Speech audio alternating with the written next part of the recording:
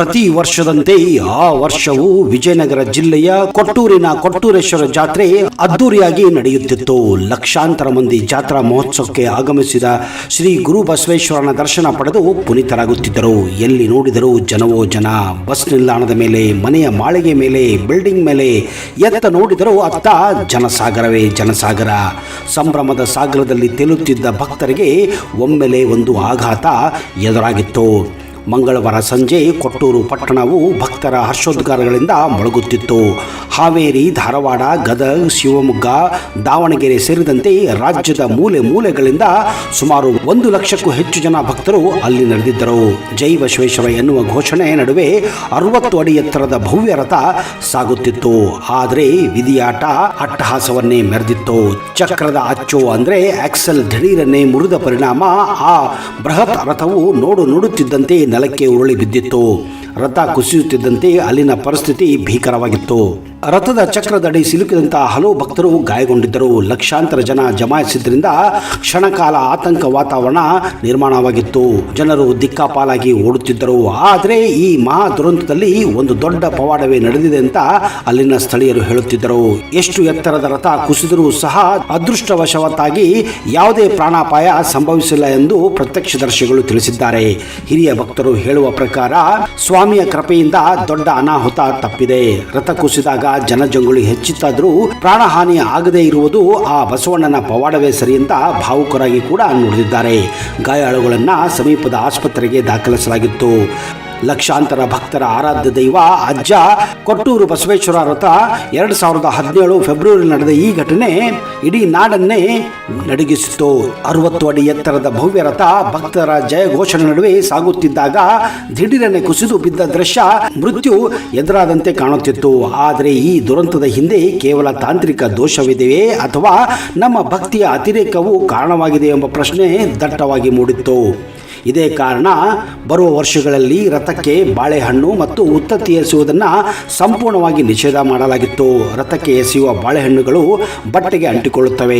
ಅದರ ಸಿಹಿಗೆ ಆಕರ್ಷಿತವಾಗುವ ಜೇನುನೊಣಗಳು ರಥದ ಮೇಲೆ ಗೂಡು ಕಟ್ಟುವ ಸಾಧ್ಯತೆ ಕೂಡ ಇರುತ್ತದೆ. ರಥ ಚಲಿಸುವಾಗ ಅಥವಾ ಭಕ್ತರ ಕಿರುಚಾಟಕ್ಕೆ ಜೇನು ಎದ್ದರೆ ಅಲ್ಲಿ ಲಕ್ಷಾಂತರ ಸೇರಿರುವಂತಹ ಜನರಿಗೆ ಓಡಾಡಲು ಕೂಡ ಜಾಗ ಆಗುವುದಿಲ್ಲ. ಅದು ದೊಡ್ಡ ಮಟ್ಟದ ಕಾಲ್ತುಳಿತಕ್ಕೆ ದಾರಿ ಕೂಡ ಮಾಡಿಕೊಡಬಹುದು ಅಂತ ಸ್ಥಳೀಯರು ಮತ್ತು ತಜ್ಞರು ಕೂಡ ಹೇಳುತ್ತಿದ್ದಾರೆ.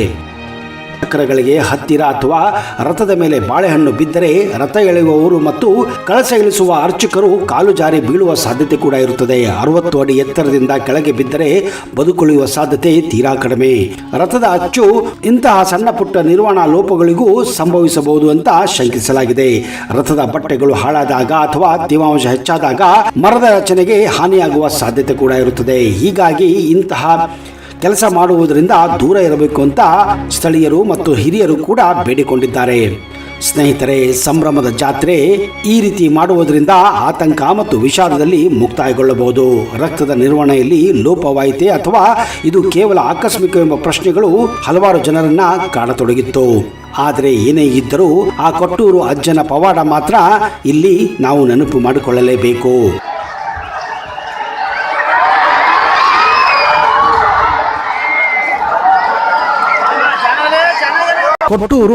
ಕೊಟ್ಟೂರೇಶ್ವರ ದೇವಸ್ಥಾನ ಹಾಗೂ ರಥೋತ್ಸವಕ್ಕೆ ಅತ್ಯಂತ ಹೆಸರುವಾಸಿಯಾಗಿದೆ. ಬನ್ನಿ, ಇವತ್ತಿನ ಈ ವಿಡಿಯೋದಲ್ಲಿ ನಾನು ನಿಮಗೆ ಕೊಟ್ಟೂರು, ಅಲ್ಲಿನ ದೇವಸ್ಥಾನ, ಅಲ್ಲಿನ ಪವಾಡ ಹಾಗೂ ಇನ್ನೂ ಅನೇಕ ಕುತೂಹಲಕಾರಿ ಮಾಹಿತಿಯನ್ನ ಕೊಡಕ್ಕೆ ಹೋಗ್ತಾ ಇದ್ದೀನಿ. ಅದಕ್ಕಿಂತ ಮೊದಲು ನೀವು ನಮ್ಮ ಚಾನಲ್ಗೆ ಹೊಸಬರಾಗಿದ್ದರೆ ದಯವಿಟ್ಟು ಈಗಲೇ ಸಬ್ಸ್ಕ್ರೈಬ್ ಮಾಡಿ, ಜೊತೆಗೆ ಬೆಲ್ ಐಕನ್ ಕೂಡ ಪ್ರೆಸ್ ಮಾಡಿ.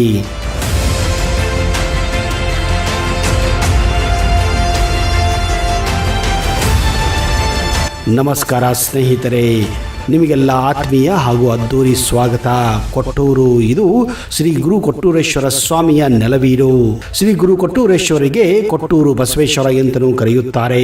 ಪ್ರತಿ ವರ್ಷ ಇಲ್ಲಿ ವಾರ್ಷಿಕ ಜಾತ್ರೆಯು ಮಹಾಶಿವರಾತ್ರಿಯ ಮೊದಲು ನಡೆಯುತ್ತದೆ. ಫೆಬ್ರವರಿ ಅಥವಾ ಮಾರ್ಚ್ ತಿಂಗಳಲ್ಲಿ ಈ ರಥೋತ್ಸವ ಹೆಚ್ಚಾಗಿ ಜರುಗುತ್ತದೆ.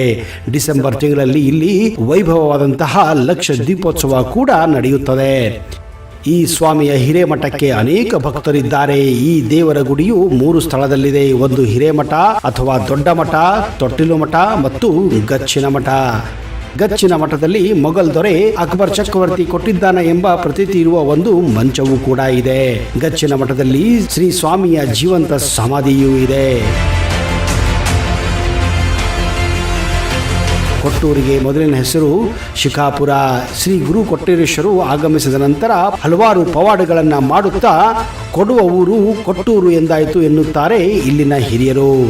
ಕೊಟ್ಟೂರೇಶ್ವರ ಸ್ವಾಮಿ ಉತ್ಸವಕ್ಕೆ ಭಕ್ತರು ತಮ್ಮ ತಮ್ಮ ಊರುಗಳಿಂದ ಹೆಚ್ಚಾಗಿ ಕಾಲ್ನಡಿಗೆಯಲ್ಲಿ ನಡೆದುಕೊಂಡು ಬರುವುದು ರೂಢಿಯಲ್ಲಿದೆ. ಪೌರಾಣಿಕ ಹಿನ್ನೆಲೆಯಲ್ಲಿ ಕೊಟ್ಟೂರೇಶ್ವರ ಸ್ವಾಮಿ ನೆಲೆ ನಿಲ್ಲುವ ಮುಂಚೆ ಈ ಕ್ಷೇತ್ರದಲ್ಲಿ ಶ್ರೀ ವೀರಭದ್ರೇಶ್ವರ ಸ್ವಾಮಿಯ ನೆಲ ಕ್ಷೇತ್ರವಾಗಿತ್ತು. ಒಮ್ಮೆ ಕೊಟ್ಟೂರೇಶ್ವರ ಸ್ವಾಮಿಯು ಊರೂರು ಸುತ್ತುತ್ತಾ ಶಿಕಾಪುರಕ್ಕೆ ಬಂದಾಗ ರಾತ್ರಿ ಆಯಿತು. ಆ ಸಮಯದಲ್ಲಿ ಶ್ರೀ ವೀರಭದ್ರೇಶ್ವರ ಸ್ವಾಮಿಯ ಬಳಿ ಬಂದು ಕೊಟ್ಟೂರೇಶ್ವರರು ತಮಗೆ ತಂಗಲು ಸ್ಥಳವನ್ನು ನೀಡುವಂತೆ ಕೋರಲು ವೀರಭದ್ರೇಶ್ವರ ಸ್ವಾಮಿ ಒಪ್ಪಿ ತಮ್ಮ ಆಸ್ಥಾನದಲ್ಲಿ ಅವರಿಗೆ ಮಲಗಲು ಜಾಗವನ್ನು ನೀಡುತ್ತಾರೆ. ಬೆಳಗಾಗೋ ಹೊತ್ತಿಗೆ ಸಂಪೂರ್ಣವಾಗಿ ಇಡೀ ಆಸ್ಥಾನವನ್ನು ಆವರಿಸಿದ ಕೊಟ್ಟೂರೇಶ್ವರರು ಶ್ರೀ ವೀರಭದ್ರರಿಗೆ ಸ್ಥಳವೇ ಇಲ್ಲದಂತೆ ಮಾಡಿದ್ದರು. ಈ ಕುರಿತು ವೀರಭದ್ರರು ಕೊಟ್ಟೂರೇಶ್ವರರನ್ನು ಕೇಳಲಾಗಿ, ನೀವು ನನ್ನ ಸ್ಥಳವನ್ನು ನನಗೆ ಕೊಡಿ, ಕೊಡದ ಗುಡ್ಡಕ್ಕೆ ಹೋಗಿ ನೆಲೆಸಿರಿ ಎಂದು ಹೇಳುತ್ತಾರೆ. ಅದರಿಂದ ವೀರಭದ್ರ ದೇವರು ಇನ್ನು ಮುಂದೆ ಆ ನಿಮ್ಮ ಸ್ಥಳವನ್ನು ನೀವು ಯಾರಿಗೆ ಕೊಡಬಾರದು, ಆ ಕ್ಷೇತ್ರವು ಕೊಡದ ಗುಡ್ಡ ಎಂದು ಪ್ರಖ್ಯಾತವಾಗಲಿ ಅಂತೆ ಹೇಳುತ್ತಾರೆ. ನೀವು ನನಗೆ ಕೊಟ್ಟ ಶಿಕಾಪುರ ಇನ್ನು ಮುಂದೆ ಕೊಟ್ಟೂರು ಆಗಲಿ ಎಂದು ಕೊಟ್ಟೂರೇಶ್ವರ ಸ್ವಾಮಿಯರು ಹಾರೈಸುತ್ತಾರೆ. ಕೊಟ್ಟೂರೇಶ್ವರ ದೇವರ ಸ್ಮರಣಾರ್ಥ ಭಕ್ತರು ತಮ್ಮ ಪುತ್ರರಿಗೆ ಕೊಟ್ರೇಶ ಎಂದು, ಹೆಣ್ಣು ಮಕ್ಕಳಿಗೆ ಕೊಟ್ಟೂರಮ್ಮ ಎಂದು ನಾಮಕರಣ ಮಾಡುತ್ತಾರೆ. ಕೊಟ್ಟೂರು ಸುತ್ತಮುತ್ತ ಈ ಹೆಸರುಗಳು ಸಾಮಾನ್ಯವಾಗಿ ಕಂಡುಬರುತ್ತವೆ. ಕೊಟ್ಟೂರಿನ ಹೊರವಲಯದಲ್ಲಿ ಕೊಟ್ಟೂರಮ್ಮನ ಅಂದರೆ ಪಾರ್ವತಿಯ ದೇವಸ್ಥಾನವಿದೆ. ಇದು ಪಾರ್ವತಿ ದೇವಿಯ ರೂಪವಾಗಿದೆ ಎಂದು ನಂಬಲಾಗಿದೆ. ಕೊಟ್ಟೂರು ತನ್ನ ಮಂಡಕ್ಕಿ ಮೆಣಸಿನಕಾಯಿ ಖಾದ್ಯಕ್ಕೆ ಅತ್ಯಂತ ಹೆಸರುವಾಸಿಯಾಗಿದೆ.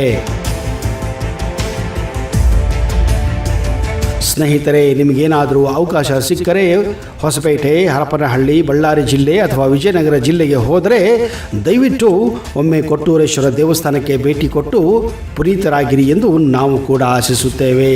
ಇಂತಹದೇ ರೋಚಕ ಮಾಹಿತಿಯೊಂದಿಗೆ ಮುಂದಿನ ಸಂಚಿಕೆಯಲ್ಲಿ ಮತ್ತೆ ಸಿಗುತ್ತೇನೆ. ಅಲ್ಲಿಯವರೆಗೆ ಜೈ ಹಿಂದ್, ಜೈ ಕರ್ನಾಟಕ.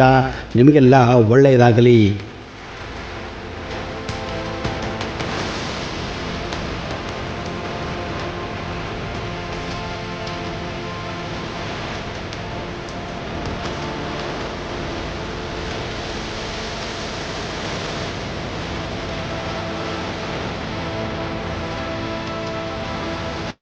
ವೀಕ್ಷಕರೇ, ನಿಮ್ಮಲ್ಲಿ ಯಾರಿಗಾದರೂ ಸಂತಾನ ಸಮಸ್ಯೆ, ವಿವಾಹ ಸಮಸ್ಯೆ ಇದ್ದರೆ ಈ ಪಂಡಿತರನ್ನ ಈಗಲೇ ಸಂಪರ್ಕಿಸಿ. ಪಂಡಿತ್ ವೈದ್ಯಮೋಡಿ ರಾಮಜ್ಜ, ಶ್ರೀ ಆಂಜನೇಯ ಸ್ವಾಮಿಯ ಆರಾಧಕರು, Indian famous astrologer. Get 100% solution to all your problems. Shri Pratyangira ದೇವಿಯನ್ನ ವಶಪಡಿಸಿಕೊಂಡಿರುವ ಏಕೈಕ ಜ್ಯೋತಿಷ್ಯರು. ಫೋನಿನ ಮೂಲಕ ನೇರ ಪರಿಹಾರದಲ್ಲಿ ಓಪನ್ ಚಾಲೆಂಜ್. ಆಂಜನೇಯ ಸ್ವಾಮಿಯ ಅನುಗ್ರಹದಿಂದ ವಿಶೇಷ ಪರಿಹಾರ ತಿಳಿಸುತ್ತಾರೆ. ನಿಮ್ಮ ಒಂದು ಕರೆ ನಿಮ್ಮ ಭವಿಷ್ಯವನ್ನೇ ಬದಲಾಯಿಸಬಲ್ಲದು. ಇವರ ದೂರವಾಣಿ ಸಂಖ್ಯೆ 9008220252.